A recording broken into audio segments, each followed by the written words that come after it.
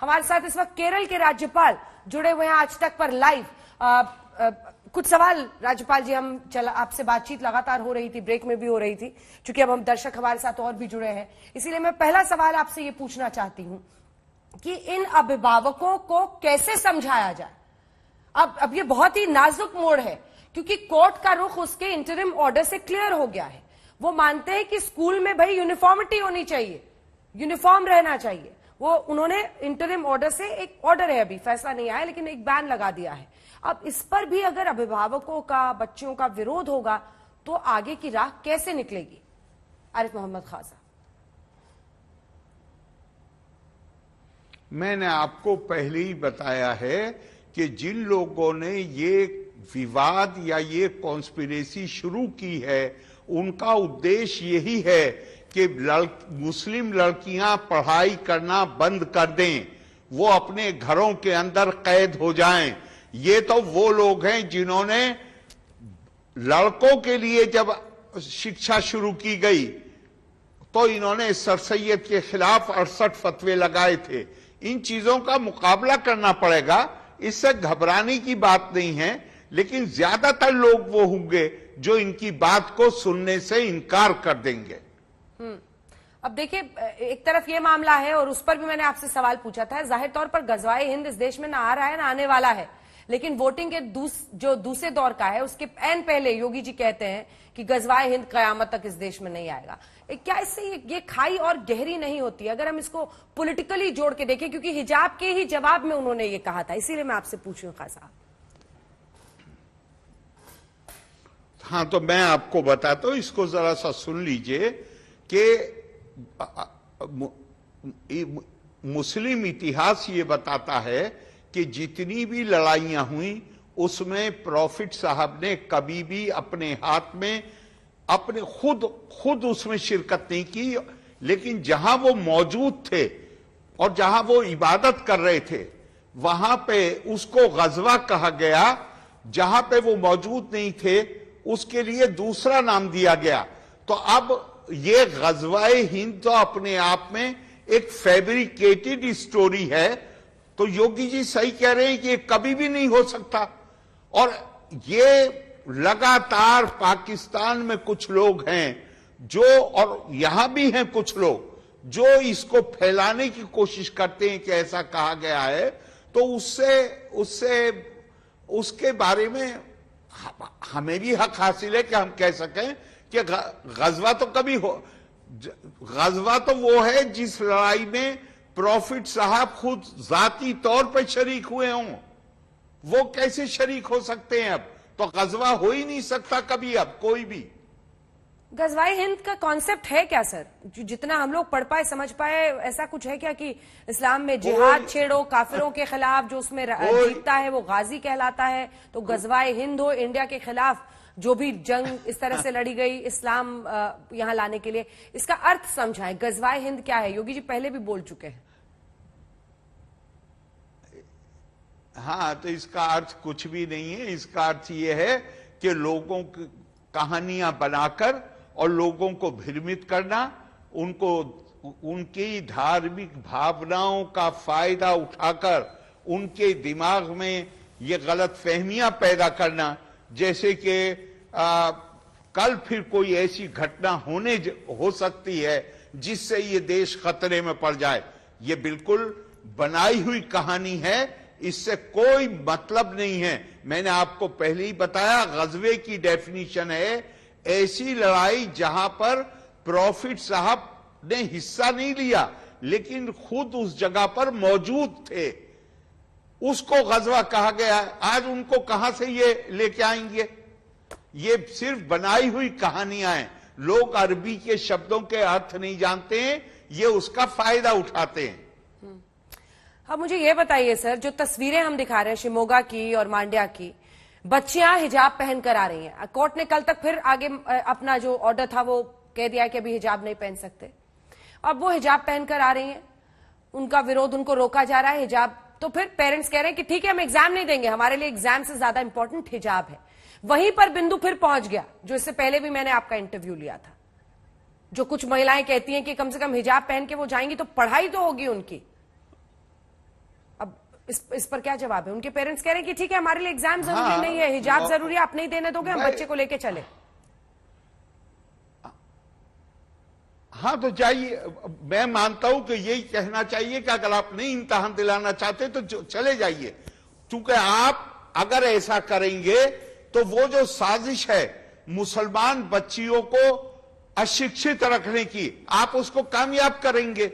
लेकिन अगर हम उनके सामने घुटने टेक देते हैं तो जो काम आज वो कर रहे हैं अभिभावक, वो 10 साल बाद करेंगे।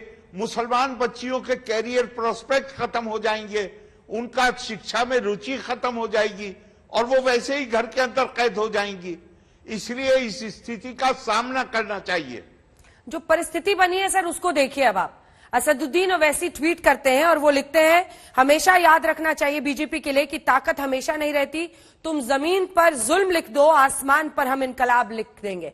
अब इसको अलग रंग दिया जा रहा है, महिलाओं को यह समझाया जा रहा है कि यही इनकलाब है तुम्हारा, शिक्षा नहीं, हिजाब तुम्हारा इनकलाब है। हाँ साहब। हाँ तो उस पर मेरी आपसे ये रिक्वेस्ट है कि जरा एक सर्वे करवा लीजिए कि ऐसे ट्वीट करने वाले और ऐसी भाषा बोलने वाले वो खुद कहां पढ़े हैं और उनके अपने बच्चे कहां पढ़ रहे हैं, और क्या उनके बच्चे वो सब कर रहे हैं जो वो दूसरों के लिए जिसकी सलाह दे रहे हैं। इसका एक सर्वे करा लीजिए, वो सारी चीज खुल के सामने आ जाएगी। लेकिन जिन बच्चियों के दिमाग में ये भरा जा रहा है कि तुम्हारे लिए इनकलाब हिजाब है, शिक्षा नहीं है, इसका क्या इलाज है? इस पर क्या समझाएंगे आप? भाई ये कोई आपको ताज्जुब हो रहा है, मुझे ताज्जुब नहीं हो रहा। ये तो पुरानी कहानी है। सर सैयद के खिलाफ 60 फतवे हिंदुस्तान में थे, उसके बाद मौलवी इमदाद अली मक्के और मदीने गए, 8 वहां से लेके आए और हर फतवे में ये कहा गया था कि खास तौर से बाहर से जो आए थे, ये कहा गया था कि इनके प्रोजेक्ट को कामयाब मत होने दीजिए, और अगर कोई साहिब इख्तिदार यानी कोई पावरफुल मुसलमान है तो उसे इस आदमी की गर्दन काट देनी चाहिए। तब तो गर्दन काट, लेकिन कामयाब कौन हुआ? फतवा देने वाले कामयाब हुए या सर सैयद कामयाब हुए? ये थोड़े दिन का, इनको इतना महत्व मत दीजिए। लेकिन इनको लोग, अगर किसी का नाम याद रहेगा तो इसलिए याद रहेगा कि इन्होंने शिक्षा का विरोध किया है। ये साजिश है, सिनिस्टर डिजाइन है कि मुसलमान बच्चियों को शिक्षा से उनको वंचित किया जाए। इस हिजाब विवाद की आप वजह क्या मानते हैं?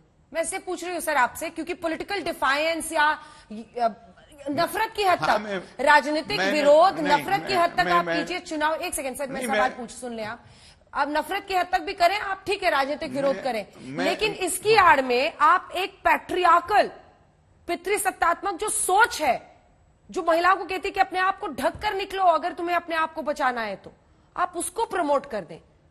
ये तो बड़ा ही खतरनाक है। आरिफ साहब, आप, हाँ जी मैं बताता हूं, आप मछली पानी में है, आप उसको जमीन निकाल के बाहर डाल दीजिए, वो तड़पेगी या नहीं तड़पेगी?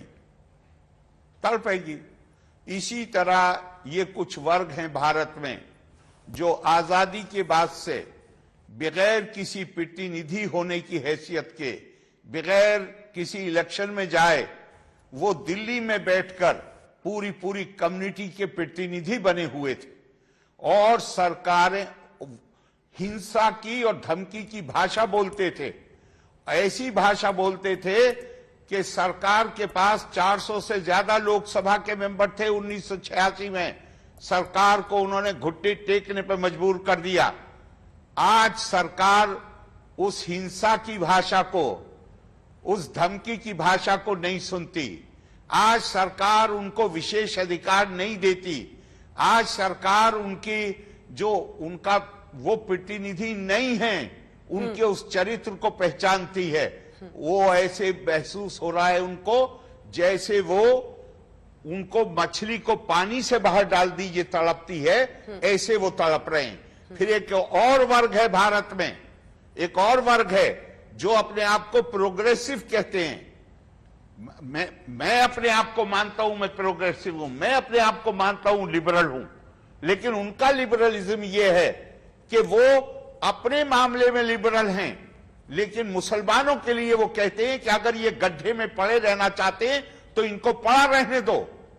मुझसे कहा गया तुम्हें इस मामले में बोलने की क्या जरूरत है? इसलिए कि वो उन्हें, जैसा आपने शुरू में कहा, वो उन्हें केवल अपने वोट बैंक के रूप में देखते हैं। उनको उनके हितों की चिंता नहीं है, उनको ये फिक्र नहीं है कि ये बच्चियां शिक्षा से वंचित हो जाएंगी। वो उनको अपनी राजनीतिक भट्टी में ईंधन की तरह इस्तेमाल करना चाहते हैं। ये लोग हैं जो समस्या पैदा कर रहे हैं। बहुत बहुत धन्यवाद आपका। राज्यपाल केरल आरिफ मोहम्मद खान साहब हमारे साथ जुड़ने के लिए। 1986 में कांग्रेस से आपने दामन एक तरह से छोड़ दिया, साथ इसीलिए छोड़ा था शाहबानो केस में आपने देखा था कि कैसे धर्म के ठेकेदारों की दबाव में उस वक्त काम किया गया था, और आज इसीलिए हिजाब के खिलाफ अपनी आवाज बुलंद करते हुए और लड़कियों की शिक्षा के लिए आवाज बुलंद करते हुए